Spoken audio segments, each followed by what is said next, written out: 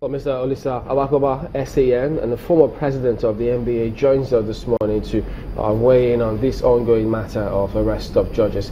Good morning, and thank you for coming on today. Thank you very much. Well, straight away, we have to pick it up from there. Yep. How he was speaking about the members of the bar, the senior ones who are responsible, he says, for this. Is that correct? I'm not going to talk about that. I'm going to give it a context, because it's important to give a context.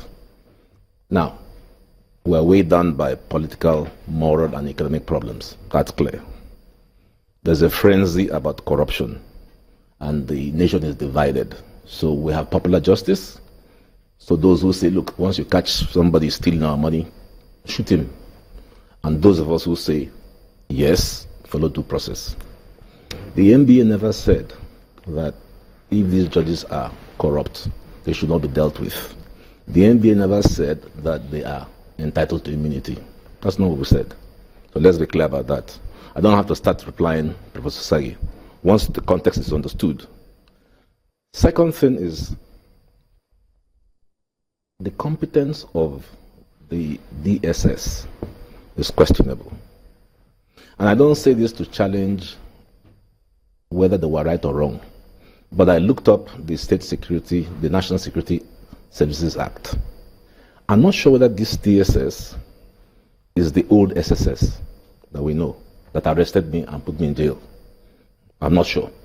The DSS is not referred to in the National Security Agencies Act, number one. Number two, if the DSS is the one calling itself the SSS, it has a very narrow mandate to investigate crime related to internal security.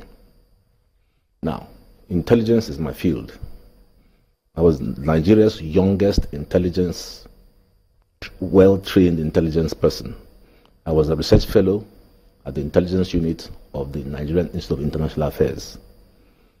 The DSS or SSS came out of the old Nigerian Security Organization, which also came out of Branch E of the police force. I presented the concept paper at Kuru, NIPS, that set up the intelligence structure of Nigeria. The convener of that process was Professor Bolaji Akinyemi. Never did we intend to give the SSS or the DSS anything but intelligence powers. So my conclusion is that the DSS or SSS is an intelligence agency. The situation in England is a bit different, where you have the Security Services Act that gives the MI5, equivalent to our own DSS or SSS, financial crimes investigation powers. The same with the Security Services Act of the United States. Here, we don't have it. So it's open to question whether they in fact have any power at all. It's also open to question whether the DSS exists in law. Let us assume that they exist in law. A sting operation, please Google it up. A sting operation is reserved for the hardest possible criminals. Those in vice, prostitution, organized crime. It is inconceivable that these judges could have been stung by the DSS when already 5 out of the 7 have been investigated by the NJC and punished and removed from office. 5 of these current 7? Absolutely. 5. When the NJC finishes its meeting today, you will see it.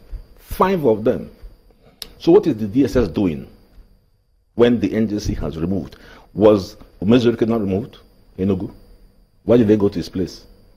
The Court of Appeal judge in Ilorin, was he not removed? Why did they go to his place? So the DSS, in my view, has no reason. Lastly,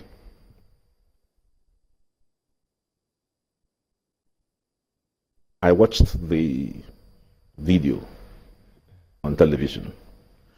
That type of treatment, knocking down doors with hacksaws, is reserved for only the hardest criminals. You and I don't deserve that kind of treatment. And I've been through it, so I know. This same DSS people, when they were SSS, came breaking down my door in the middle of the night in 1998. That's not what you do. So that's the NBA's concern. Not whether, if tomorrow there's evidence that they are responsible for what the DSS alleges, I'm the first to say, please put them to court. But that's not the situation. So in all of this is the manner with which they carried out this that is on the grounds with the NBA. Absolutely. And the manner is not to be taken for granted.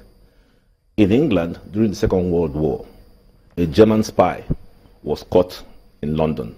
So you can imagine the outcry. Lord Denning said something. Amidst a clash of arms, the laws are not silent.